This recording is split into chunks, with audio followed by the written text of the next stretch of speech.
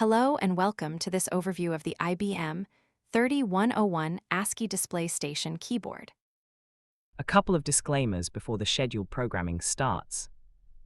1. This video is not sponsored nor is affiliated with any companies, organizations, or similar groups mentioned in this video. 2. The product shown is no longer in production and thus commercially unavailable to purchase. 3. This video is not an endorsement or an advertisement of the mentioned product. 4. Any opinions made about this product is solely expressed by the authors of this video. 5. The information presented in this video is provided, as is, there is no guarantee that the information is accurate or complete. With those disclaimers aside, the scheduled programming will begin. This keyboard is the IBM 3101 Keyboard E module, a Selectric-based keyboard which is used with the IBM 3101 ASCII Display Station Terminal. Introduced on October 2, 1979, the IBM 3101 was the third line of electronic terminal computers produced by IBM, with the 3270 and the 5250 being the earlier ones. But since we already covered the 3101 with our previous video, watch that one for a bit more in-depth overview of the terminal. The most notable feature of this keyboard, and others like it, is that the keyboard uses the beam fly plate spring interlock switch, commonly known as the beam spring switch. IBM calls most keyboards that uses the beam spring switches the keyboard B, but most enthusiasts nowadays will call it the beam spring keyboards. But not this one. The keyboard used by the IBM 3101 is known as the keyboard E. Wait, back up. What's the difference between a keyboard B and this keyboard E? I do know, so let's move on. I mean, the obvious difference is a single letter. This keyboard belongs to the camera operator, who bought this from an offline sale for around 1.5 XMR. Initially, the camera operator purchased this one in preparation to help inspect and clean the IBM 3101's owner keyboard. But that idea was shot down when the IBM 3101's owner only wanted the camera operator to just do some external cleaning. So the camera operator ended up with an expensive paperweight. But enough trash talking, let's talk about the keyboard itself. So let's talk about this keyboard, starting from the physical features. This keyboard is 90 mm tall, 225 mm deep, and 490 mm wide. The keyboard weighs 5.3 kilos, or 11.7 pounds, enough to brain someone's noggin in thanks to this all-metal case. Over at the top left corner is an IBM badge and a serial number plate. That is probably an addition from the previous owner from an actual workplace. On top of the keyboard case is this curious cover that can be opened up.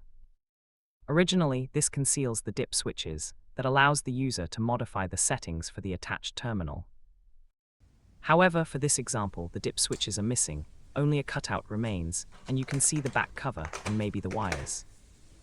So the camera operator used a piece of plastic to put on top of the cutout to create a small storage space. On the back side of the keyboard, there is a flip-out tray that was originally used to put a troubleshoot guide and the reference manual. But since this is no longer attached to an IBM 3101, this is where the camera operator puts Cheat sheets for a power-on self-test. Oi mate, post is something you don't study for. While we are on the back, there is a cutout for the cable to exit, but the cable is much smaller than what the cutout suggests. We will talk about this later on the video, so let us move on to the front side of the keyboard. This keyboard has an alien layout compared to the more modern full-sized keyboard.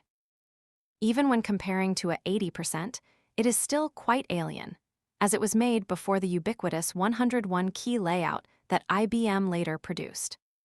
A quick glance will show a cluster of 8 terminal-specific keys, no F keys, fewer keys on the spacebar row with only 4 keys, a reduced nav cluster with a square arrow key arrangement, and a smaller numpad. And that's not all. The biggest issue is that the keycap set is not the original keycaps the IBM 3101 uses.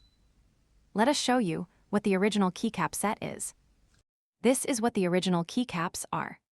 Notice that the original uses a black, white, and gray color scheme compared to this example's black, white, and green color scheme, with the numpad cluster having a completely different keycap shape. After searching the web, we determined that these keycaps came from an IBM 8775 keyboard, which is a completely different computer than the 3101. We will interrupt the current programming with a short history on what an IBM 8775 is. The IBM 8775 is an intelligent terminal that is attached to the IBM 8100 information system. The 8100 was a distributed processing system that was intended to be used to distribute workloads to a number of stations. For the 8775, there are many types of keyboard models, from a 60% typewriter to specialized data entry layouts.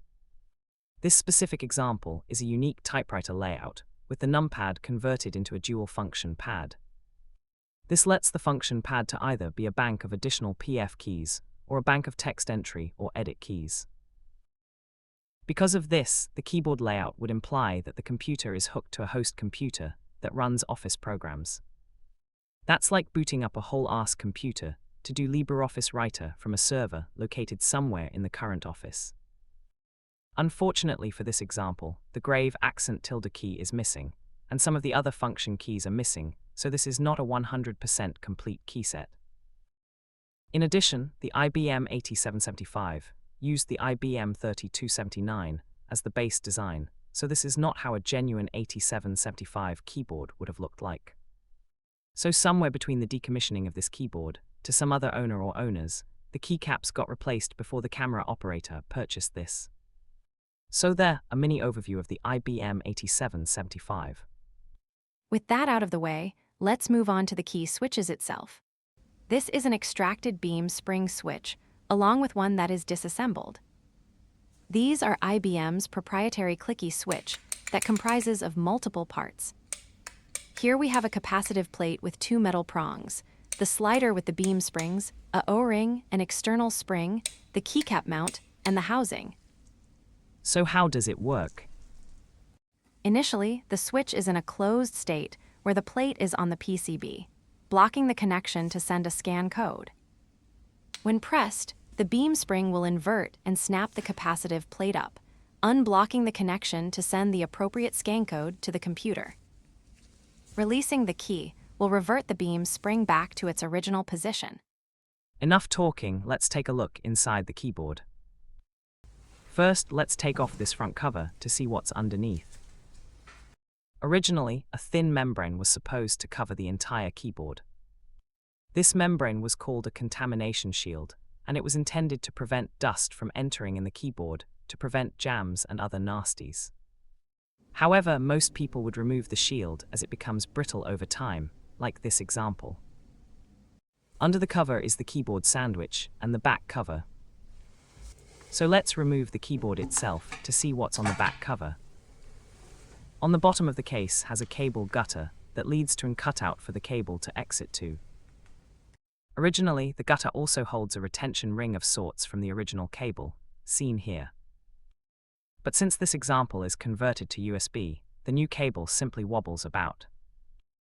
In addition, there is a cable retention hook that is used to prevent the cable from being yanked out. Let's look at the keyboard itself. After removing some bolts, here is what the keyboard is actually made of. A bottom plate, an insulation pad, the PCB itself, key switches, O-rings, and the top mounting plate. Normally, a stock keyboard has a layer of foam that acts as a stabilizer to prevent the keys from wobbling around. However, due to the age, most of the foam would have been rotten away, so it is highly recommended to remove the foam with chemicals or rigorous physical labor. To replace the foam, most people would use a 2mm thick craft foam or some sort of anti-static foam. But the camera operator decided to use 2mm thick, 17mm diameter O-rings as a substitute for the foam. In addition, the camera operator also replaced the old external springs on the key switches with custom brass springs. Before we put this back together, there is one more thing about this keyboard. One of the notable features these keyboards come with are onboard beeper modules. This is because back then, people were accustomed to the noise pollution of typewriters, so IBM decided that a beeper can emulate the noise of typewriters. This is achieved with a solenoid that is placed inside the case. This would trigger on most key presses, but not with modifier keys. If you want to disable the solenoid, this key toggled the solenoid, either on or off. Now for those who saw the previous video, there is an ergonomic version of this keyboard, the Keyboard F. This variant was made in response to AU regulations, which dictates the standard size of keyboards. But it is also equally likely that these keyboards were made in response to the cheapening of computing in general. So how do we convert from this to this? First off, you will need to either print and build a new controller that accepts USB, but commercial options are available like this. Next, you will want to carefully remove the old controller from the PCB. Then slide on the new controller. Then ground the wire. There, it's that simple. As an optional step, if the original solenoids still work and you want to use it, you will also need to obtain a driver chip. Attach the chip to one of the spare bolt sockets. Attach the solenoid wire to the chip. It doesn't matter which way you connect it. Connect the power lines to the main controller like so. Note the red wire must be connected to the 5V pin. And now the solenoid should work. As for the software side, you then need to download the IBM CapSense program. The first thing you need to do is you need to calibrate the keyboard's voltage. You bloody kidding me, ain't this plug and play? That's because the program needs to account for various keyboard Bs, or in this case, the keyboard E. Are you serious, mate? That is gonna be a pain, payco. That aside, spool the voltage until the correct one works for the keyboard. To assist with this, on this portion of the program has the keyboard matrix. The white squares indicates which key is not pressed, while gray squares indicates which key is pressed. The next step is spool through the voltages so that all keys work. Be warned, if you set the voltage too low, keys don't work. However, if it's too high, multiple keys may register or will be stuck as always on. Once the perfect voltage is found, you can set the voltage to memory so you don't need recalibrate every time. As a side note, you may see a few squares that is always on. This is normal, so don't worry for each of those. Set those as ignored or released. If you have a beeper expansion chip, this is where you can set when the solenoid extends and when it retracts. Over here is where you can set the base layer and up to 3 others. There are special keybinds that allows access to the other layers. On this screen is the macro keys, so you can set them up to your taste. So there you have it, an ancient piece of technology retrofitted to modern use. Now let's test this shit out. So this thing takes some time to get used to depending on how the layout is defined. The following graphics shows how the camera operator does their layout. This is the layout for the base layer. There are a few weird keybinds, but this is what the camera operator sets their layout. Layer 1 converts the numpad into F keys, with F1 at where 7 is and F12 at where the full stop is. Layer 2 is basically a numlockless numpad, with the comma being the keypad enter, down arrows on the 5 and the 2 keys. Note that the hash and tilde key is for UK English keyboards, and the super key is the GUI key, equivalent of Windows key or the command key.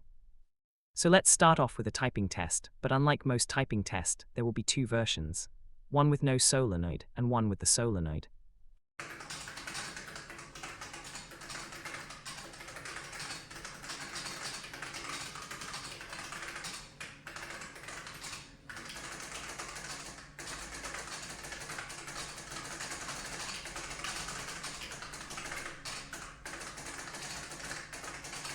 Let's now move on with some gaming on this.